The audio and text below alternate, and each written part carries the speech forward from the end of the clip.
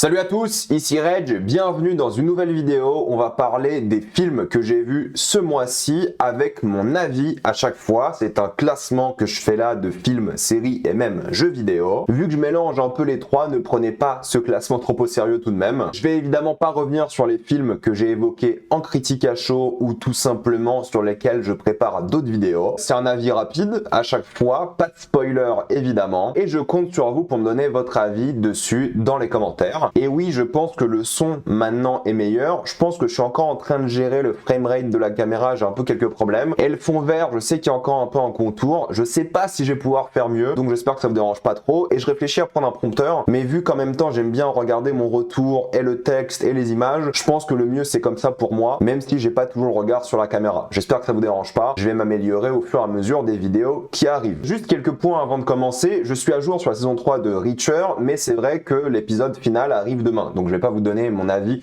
sur la saison 3 parce que forcément elle est pas complète, mais en vrai elle est meilleure que la 2. Je peux la conseiller si vous aimez bien Reacher, ça vaut le détour, mais on en parlera un peu plus en détail la semaine prochaine. Et j'ai pas vu Alto Night parce que j'avoue ça me motivait pas. J'ai vu la bande-annonce, j'ai vu le truc, j'ai vu les critiques et tout, je me suis dit 2 heures et je regarderai à la maison, pas au cinéma, je pense dans quelques semaines quand il sera disponible, mais là je vous jure c'était pas possible, ça me donnait pas du tout envie.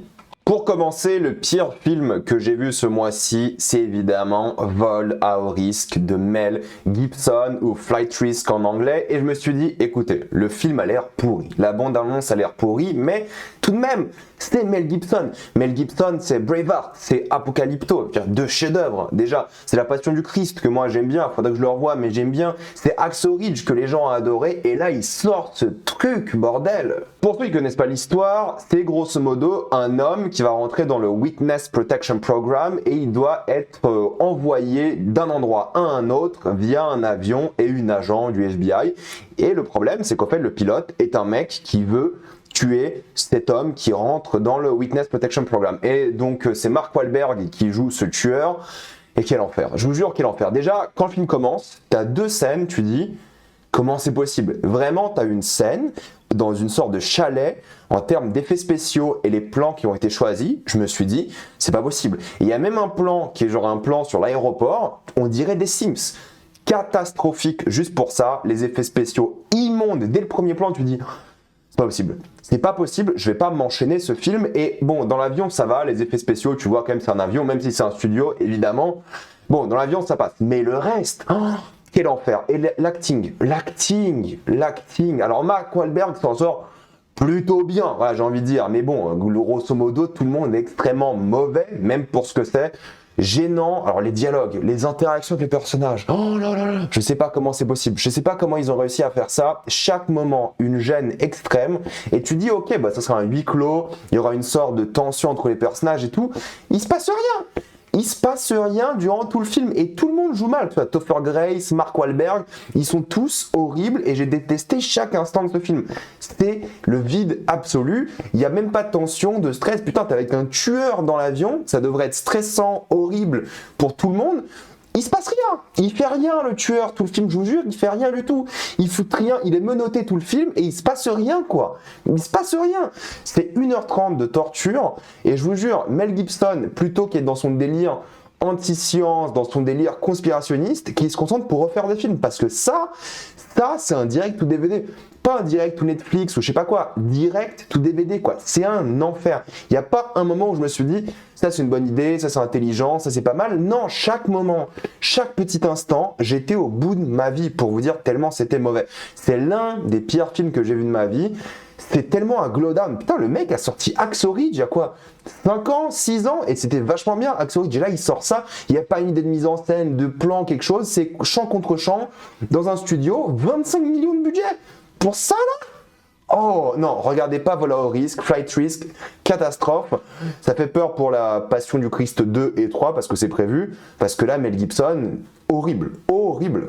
L'avantage, c'est qu'après, les films que j'ai vus sont pas trop mal au final, parce que j'ai vu Accident domestique ou The Coffee Table ou La Mesita del Comedor, désolé, je n'ai pas fait espagnol, et en vrai, c'était pas mal. À partir de là, tous les films, je sais pas s'ils méritent d'être vus, mais sont pas mal, sont divertissants au moins. Du coup, Accident domestique, c'est l'histoire d'une table, de coffee table comme il appelle, qui va arriver dans un nouvel appartement. C'est ce couple avec un nouveau-né qui vont l'acheter et le mari va devoir installer la table. Sauf qu'il se passe un événement. Je vais pas vous spoiler l'événement, mais il se passe un truc qui va faire que la table va créer quelque chose de problématique dans ce foyer.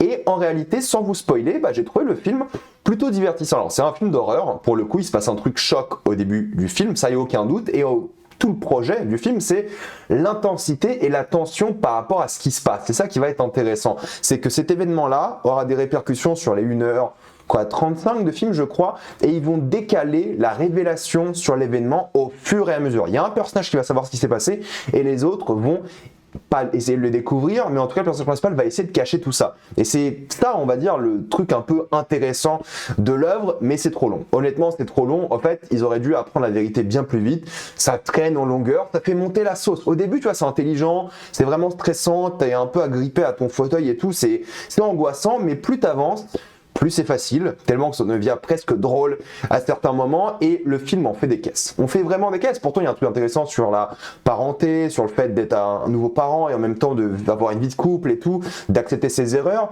Mais il y a des séquences, il y a des moments qui sont tellement faciles et ils en font tellement des caisses sur ce qui s'est passé qu'en réalité, ça devient un peu comique, et pour moi, ça m'a un peu gâché le film. C'est un huis clos assez efficace, mine de rien. Je trouve qu'il y a des idées de mise en scène qui sont plutôt cool, surtout par rapport à la révélation.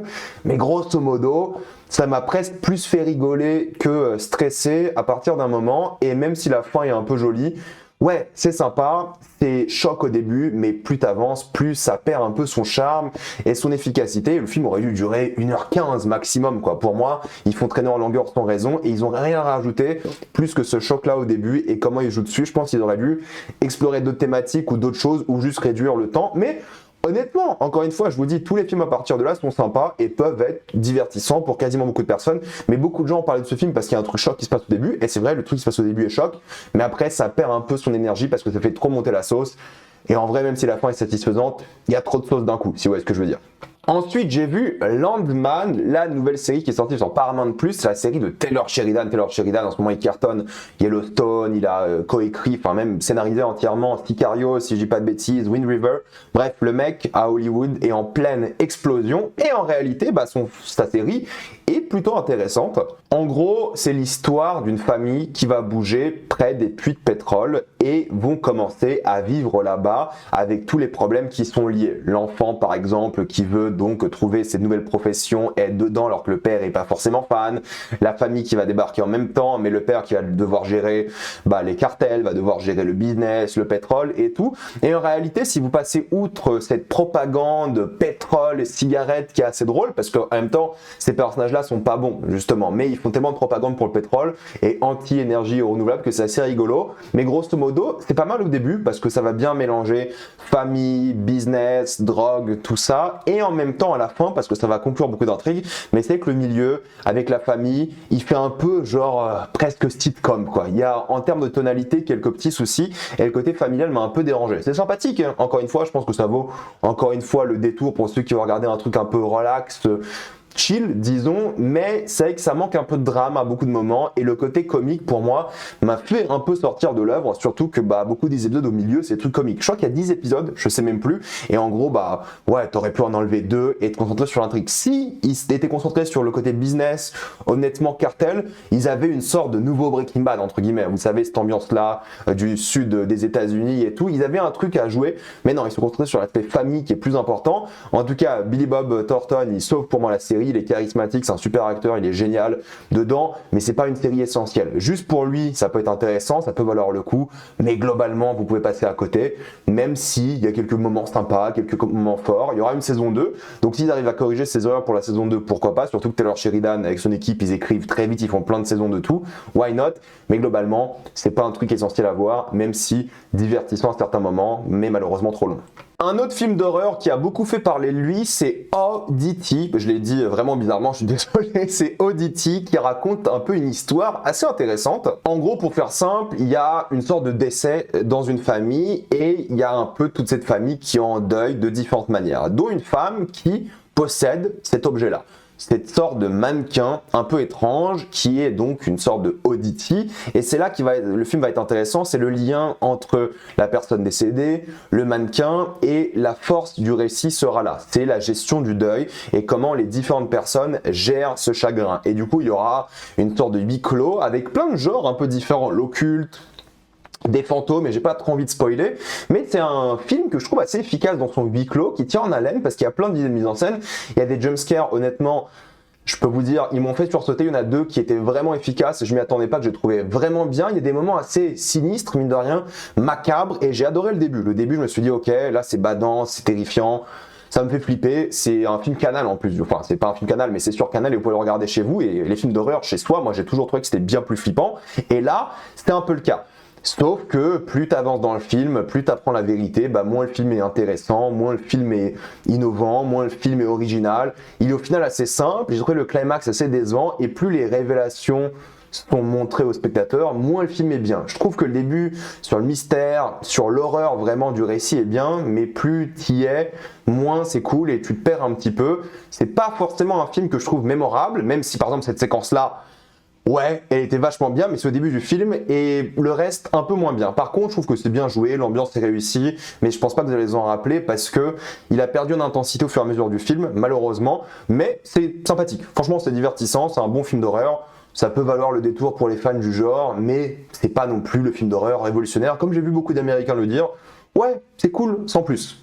Pour la sortie de la semaine, qui est donc Novocaine, et à la base je voulais faire une critique de Novocaine, mais avec le nouveau format, c'est-à-dire vous avez vu j'ai changé un peu de format, et maintenant j'aurai le temps de faire des critiques de films comme ça. Mais je me suis dit, allez, pour une dernière fois, je mets Novocaine dans ce format de vidéo avec plein d'autres films, parce qu'en vrai Novocaine, il y a pas mal de choses à dire. Déjà, j'ai envie de vous dire que j'aime beaucoup Jack Quaid, je trouve que c'était l'un des Nepo Baby, c'est le fils de Dennis Quaid et Meg Ryan, si je dis pas de bêtises, les plus intéressants d'Hollywood et les plus fun à suivre. Intéressant parce que déjà je m'attendais pas que ce soit lui qui perce le plus de The Boys, en réalité. Ça aurait pu être n'importe qui. Je compte pas Karl Urban a percé avant The Boys, mais bref, lui il a vraiment percé The Boys, et en gros c'est l'histoire d'un homme qui va subir un cambriolage dans sa banque et sa copine sera kidnappée. Du coup il va devoir la sauver, mais il a une particularité, c'est que il ne sent pas la douleur. Du coup on est face à une sorte de personnage John Wickien, un petit peu avec son costard et tout, qui sent pas la douleur, mais qui est pas du tout spécialisé dans la baston, mais vu qu'il sent rien, il peut quand même aller se battre. Et ce qui est assez rigolo, c'est que c'est une comédie d'action, ouais, romantique, un petit peu avec encore une fois, Jack Quaid, charismatique, drôle et fun, et l'action est plutôt cool parce qu'il joue bien avec le concept, c'est-à-dire qu'il sent pas la douleur, du coup on peut vraiment le maltraiter. Malheureusement, je trouve qu'ils l'ont un peu trop maltraité au niveau des mains, ils ont vraiment joué dessus. C'est moins fun, les mains. Je veux dire, oui, c'est ce qu'on voit le plus à l'écran, mais je pense qu'ils auraient dû jouer un peu plus sur les autres parties du corps et le défigurer un peu plus que ce qu'on voit là. En tout cas, voilà, il y a quand même un peu de violence, c'est pas extrêmement gore, mais il y a des moments qui vont peut-être un peu gêner quelques personnes en termes de violence, mais c'est ça qui est cool, c'est qu'ils sentent pas la douleur, du coup ils vont jouer avec cette particularité physique, tout en acceptant le fait que même si il prend un gros coup, il sent pas la douleur, il peut être assommé. Il a des réflexes humains, mine de rien, c'est juste que lui les ressent pas, et il y a tout un jeu par rapport à ça, aussi dans la romance, qui est plutôt pas mal, et je trouve que le film épouse bien son univers, il est vraiment cool à regarder grâce à ça, parce que du coup ils ont une action qui est drôle, qui est assumée, qui est fun, et il y a même un peu de cœur dans l'œuvre, du coup c'est à la fois satisfaisant, c'est inventif dans plein de scènes d'action, et je trouve ça vraiment bien, genre celle-ci, elle est très drôle. Il y a un plan sur un flingue dans cette séquence-là, qui est très drôle, on le voit un peu sur sa main, mais j'ai pas trop envie d'en révéler, qui m'a vraiment fait kiffer le film. Il y a plein de séquences comme ça, et il joue bien avec son corps, genre il a des tatouages par exemple, parce qu'il sent pas la douleur, du coup se faire tatouer, pour lui c'est rien. Il y a plein de moments comme ça où il joue bien avec le concept, il y a plein de fusils Chekhov qui reviennent. Ouais, c'est un peu long sur la fin, c'est un peu surjoué, il y a le fils de Jack Nicholson, Ray Nicholson, que vous avez vu dans Smile 2, qui est dedans aussi, qui est surjoué à donf, et il y a plein de facilités, mais il y a une bonne ambiance, il y a une belle relation amoureuse, il y a une belle alchimie entre les deux, ça c'est d'ailleurs notre tueuse de Predator, c'est Amber Midhunter de Prey, qui est mignonne aussi par rapport à ses relations avec lui et tout. En vrai, c'est sympa. Ça donne envie d'en voir plus, t'as envie de revoir ces personnages-là, il y a une esthétique assez cool, franchement, la photo est belle, les scènes d'action sont divertissantes, il y a des idées de mise en scène, des slow motion et tout. En vrai, un bon moment, bon film, un peu long encore une fois vers la fin, mais honnêtement, si vous voulez voir un truc presque comédie romantique d'action, ouais, ça vaut le détour. Encore une fois, si vous aimez pas du tout le gore, n'y allez pas, mais pour ceux qui sont habitués à des films comme ça, il y a un peu de violence tout de même. Ouais, Novocaine, c'était bien, j'aurais pu en faire une critique à chaud parce que peut-être ça valait le détour, mais ça vaut le détour, pour le coup. C'est un film mignon, et si vous aimez ce genre de film, vous allez sûrement kiffer. J'ai rattrapé aussi le Maria de Pablo Larraín, qui donc conclut sa trilogie biopic sur les femmes. Il avait fait Jackie, qui était pas mal honnêtement, mais c'est pas un film qui m'a marqué. Spencer, j'en ai aucun souvenir, tellement que je sais même plus si je l'ai vu pour le coup. Mais là, il revient donc avec un nouveau biopic sur ce personnage un peu culte de Maria. C'est donc l'histoire d'une femme un peu en fin de vie, chanteuse, connue à l'international. C'est un biopic, encore une fois, qui a du mal à gérer de une sa fin de vie, sa maladie, mais surtout l'art. Et c'est vrai que d'un point de vue esthétique, le film est vraiment très beau. Il y a des vrais contrastes par rapport au côté un peu féerique et les événements qui sont passés dans sa vie qui sont intéressants. Il y a un truc par rapport à la richesse, par rapport à la guerre, par rapport à ce que ce personnage-là a vécu, pour le coup, qui est bien. Mais en même temps, c'est un film intéressant sur la fin de vie, de une, sur la manière dont on crée de l'art, la difficulté de créer de l'art, à quel point il faut essayer d'être fier de l'art qu'on crée, comment tu gères les spectateurs, comment tu gères leur regard sur toi, comment tu gères un peu la manière dont ils te parlent et tout. C'est ça qui est assez intéressant, l'économie de l'art, la philosophie de la vie par rapport à l'art. Il y a plein de moments intéressants tout en plongeant dans la psychologie de ce personnage-là. On sait très bien qui est là à la fin, ce qu'elle a vécu, pourquoi elle est comme ça. Et c'est assez doux, mine de rien. Alors c'est forcément tragique, mais l'immersion psychologique dans ce personnage-là, interprété vraiment très bien d'après moi par Angelina Jolie, est bien. Je trouvais bien et touchant. Pas forcément marquant, c'est pas le plus grand film du siècle, mais d'après moi, c'est le meilleur de cette trilogie sur ces biopics-là. Il marche bien grâce à l'émotion, grâce au jeu. Je pense pas qu'il aurait dû être nommé à un Oscar pour le coup, parce qu'il n'est pas non plus exceptionnel, mais il est bien. Mais c'est les autres personnages qui avaient beaucoup de cœur aussi, avec plein d'autres acteurs. Ça vaut le coup aussi, c'est sympathique. Si vous avez aimé les autres films de Pablo Larraín sur ce sujet-là, je pense que c'est le meilleur et que vous allez vraiment apprécier celui-ci, mais c'est pas non plus un film indispensable à voir dans sa vie. J'ai enfin vu, si je dis pas de bêtises, tous les films de Guillermo del Toro. Parce que oui, Chronos en 4K, donc la ressortie 4K, il y a un Blu-ray aussi avec une édition collector magnifique, qui est donc au cinéma, qui a été diffusé. Donc Guillermo del Toro, je crois que j'ai vu tous ses films aujourd'hui, et si je dis pas de bêtises, celui-ci, c'est son premier long métrage.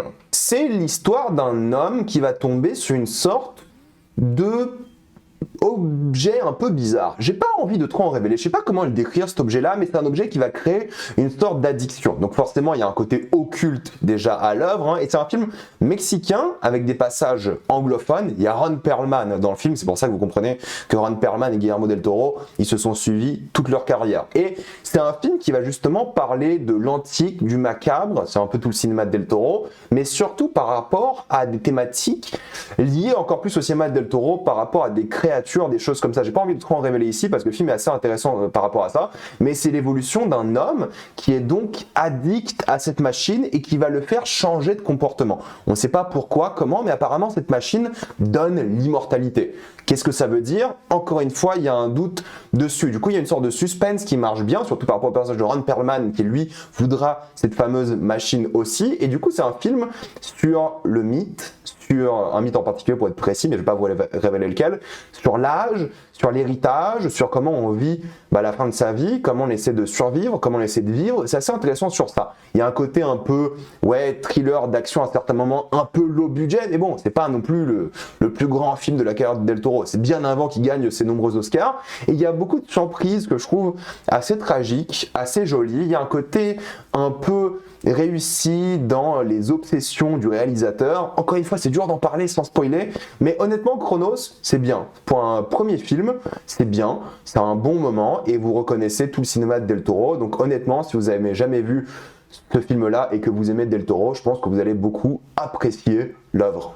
Dans la catégorie des films qui auraient mérité peut-être beaucoup plus aux Oscars, c'est évidemment Nickel Boys qui est sorti chez nous, même pas au cinéma. À la base, il devait sortir au cinéma, mais il s'est retrouvé sur Prime au dernier moment, et c'est un peu décevant. C'est un peu décevant qu'il se soit retrouvé sur Prime parce que le film, il est vachement bien. En gros, c'est l'histoire de plusieurs jeunes hommes qui vont finir dans une sorte de centre pénitentiaire pour jeunes hommes, et il y a que des noirs, disons, parce que c'est l'époque, on est dans une ambiance et un monde où les noirs américains n'ont pas beaucoup de droits civils, et ça va parler de ça, des noirs américains, leurs droits, la jeunesse bafouée, et c'est un film qui est intéressant parce qu'il est filmé à la première personne. On ne dirait pas comme ça, alors si vous regardez ce plan-là, ouais, là c'est un plan en première personne, c'est vraiment le regard, et c'est un miroir qui regarde ici, et ça va parler de plusieurs personnages via le point de vue qu'ils ont, donc leur regard, et on va même rejouer certaines scènes du point de vue d'une autre personne, toujours à la première personne, et c'est vraiment la grande force de l'œuvre, c'est comment ces jeunes hommes, ces noirs américains vont vivre dans cette Amérique à travers les décennies, comment ils vont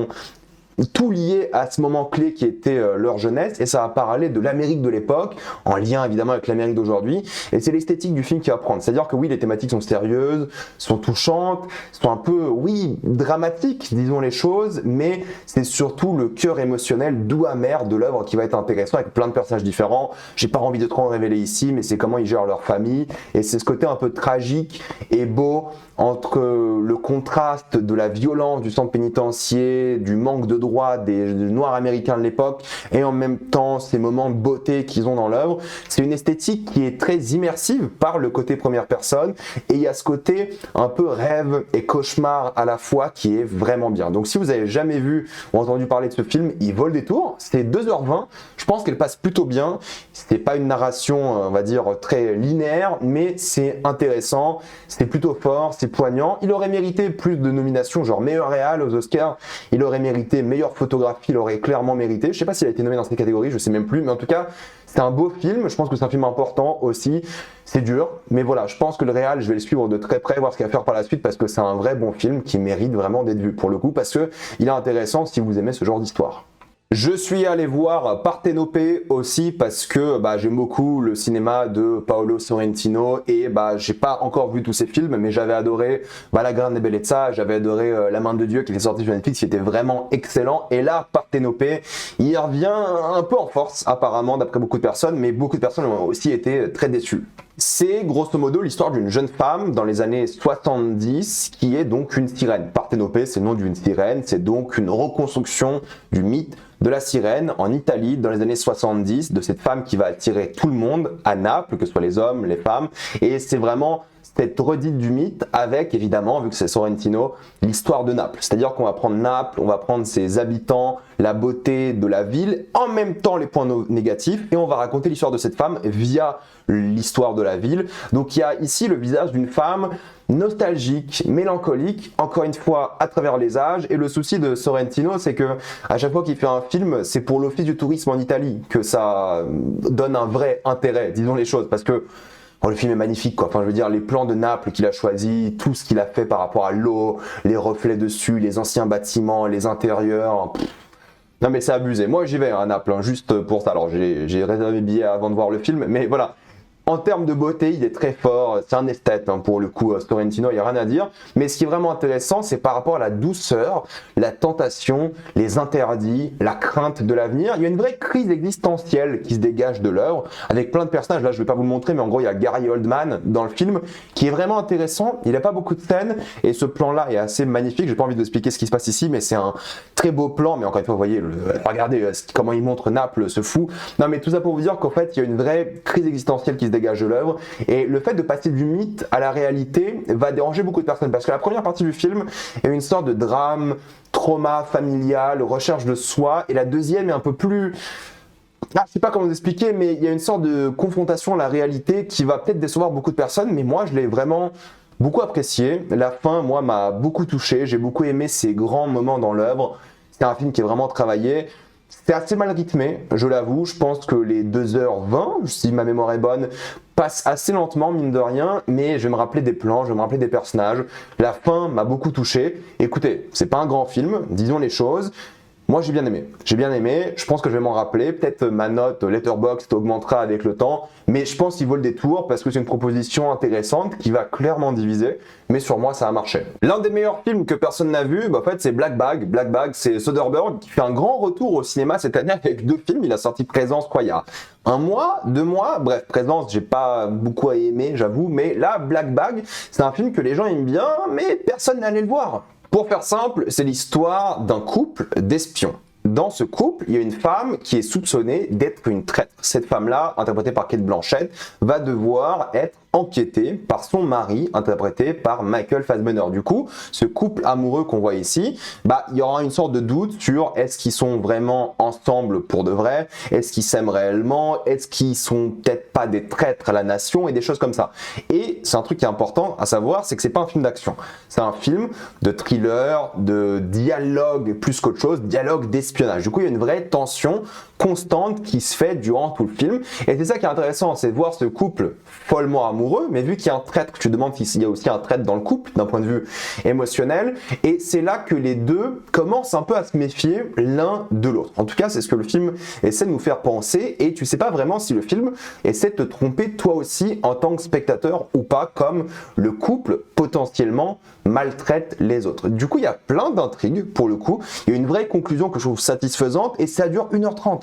Il n'y a pas d'overdose. C'est ça qui est vraiment bien. C'est que ça s'enchaîne bien. Il y a plein de surprises, il y a plein de retournements. Il y a quelques plans un peu moches. J'avoue, il y a des trucs un peu laids. Mais pour un film à moyen budget, 50 millions, ils ont vraiment géré. Soderbergh, encore une fois, en termes d'esthétique, d'immersion, de dialogue, de tension, il est bon. Et tous les personnages ont une vraie alchimie, un bon acting, de bonnes interactions. Il y a plein de personnages différents, d'acteurs que vous aimez, avec chacun une vraie personnalité qui regorge d'émotions, de motivation, une ambiance stressante et pesante à certains moments, et toi en tant que personnage, comme le personnage de Fassbender, qui est assez intéressant à étudier par rapport à qui il est, ce qu'il fait, eh bien tu as envie de décortiquer un peu ce qui se passe, et tu as ce puzzle à résoudre qui est cool. Donc en vrai, c'est un petit délire qui est kiffant, qui se regarde bien, et croyez-moi, dans quelques mois, années, quand le film sera disponible en VOD, les gens l'auront vu, les gens vont dire « Oh putain les gars, vous avez pas vu ce film, il est vachement cool !» Ouais, il est vachement cool, mais personne n'allait le voir en salle. Et j'aurais aimé en faire une critique, je pense que encore une fois, si j'avais le nouveau setup, j'en aurais fait une.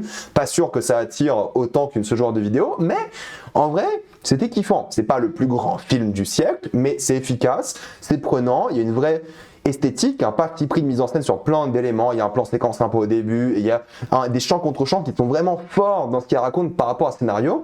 Soderbergh, c'est un grand retour, peut-être pas, mais c'est un retour, en tout cas, à ce qu'il fait d'habitude, ces trucs d'espionnage que les gens aiment bien, et vous auriez dû voir ça. En tout cas, s'il est encore en salle, ça m'étonnerait, allez le voir, c'est vachement bien. On va faire une petite pause jeu vidéo avec Lies of P. Et oui, j'ai enfin fait ce jeu. D'ailleurs, il y a la VOD de tout mon playthrough sur la chaîne secondaire où je fais mes lives, et sur Twitch aussi, mais la chaîne secondaire c'est mieux et ça reste entre guillemets à vie, parce que oui, j'ai fait le jeu en live et j'ai envie d'en parler un petit peu. Pour faire simple, Lies of P est un Souls-like clairement inspiré des jeux FromSoft, c'est presque un plagiat de Bloodborne et Sekiro, et honnêtement, moi je vous le dis, si c'était FromSoft qui avait sorti ce jeu, il se serait tapé 90 sur Metacritic, là il est genre à 80, et il serait devenu culte assez rapidement. D'ailleurs, il est quand même devenu culte assez rapidement chez les fans du genre, comme moi, parce qu'en vrai, 40 heures de jeu, oui, c'est un peu plagiat, disons les choses, mais bon, ils s'inspirent d'un genre, ils ont clairement compris les codes des Souls-like, ils ont clairement compris comment ça fonctionne, et à la base, moi, le délire Pinocchio m'attirait pas trop. Moi, ce que j'aime bien chez FromSoft, c'est aussi la direction artistique, c'est ça que j'aime bien. Là, le délire Pinocchio me donnait pas forcément envie, mais j'ai joué 40 heures, j'ai fini tous les boss, j'ai pris ma claque, honnêtement, je pense que c'est un très bon jeu. Le seul gros défaut, c'est qu'il n'y a pas assez de zones optionnelles d'après moi, ou de boss cachés, et il n'y a pas beaucoup de boss, mais les boss sont réussis, j'en parle dans quelques secondes. Ce qui est fort, je trouve, c'est le level design, qui est vraiment satisfaisant. Il y a plein de raccourcis par rapport au hub principal, et on dirait vraiment un voyage. Là où dans certains Souls, vu qu'il y a vous savez, le fait de se téléporter qui gâche un peu l'immersion, t'as moins l'impression d'un voyage. Là, t'as l'impression du voyage, t'auras des plans où tu vas regarder la ville, tu te dis, oh putain, j'étais là et là. C'est cool, c'est comme à l'époque de certains FromSoft. C'est pas parfait de ce point de vue-là, mais c'est satisfaisant. Mais la raison pour laquelle vous jouez à ce jeu, c'est le combat. Le combat, honnêtement, c'est peut-être le meilleur, je trouve, de tous les Souls-like, pour le coup, parce qu'en fait, premièrement, tu as une vraie diversité des armes. Tu peux donc changer tes armes par rapport à plein de trucs différents. Tu peux prendre genre le pommeau d'une arme et changer la lame, mettre un marteau, des choses comme ça. C'est pas toujours efficace, mais ça fonctionne bien. Mais ce qui est fort dans le combat, c'est qu'à la base, tu te dis, ok, c'était un jeu comme Sekiro, je dois jouer en mode pari. C'est pas vrai, c'est pas vrai. Faut jouer pari, plus roulade, plus parfois juste se protéger et encaisser des coups, parce que quand tu te prends un coup, tu peux rattaquer l'ennemi comme dans Bloodborne et regagner de la vie. Donc parfois, ça vaut le coup de riposter, de pari. Parfois, c'est trop dur de pari, du coup, il faut faire des roulades. Parfois, c'est trop dur de faire des roulades, donc il faut genre essayer juste de contrer les coups comme tu peux et ensuite récupérer ta vie. Il y a un équilibre à avoir que tu comprends qu'à la fin. Ce qui est frustrant avec ce genre de jeu, c'est un peu comme Sekiro. Quand tu finis Sekiro, tu te dis, ok, maintenant j'ai compris. C'est au bout de 40 heures de jeu, quand tu as fini tous les boss, tu comprends enfin le jeu et t'es en mode j'ai envie de le refaire. J'ai envie de le refaire tout de suite maintenant. Je ferai le DLC en live et je pense que le DLC, j'en ferai une critique sur la chaîne.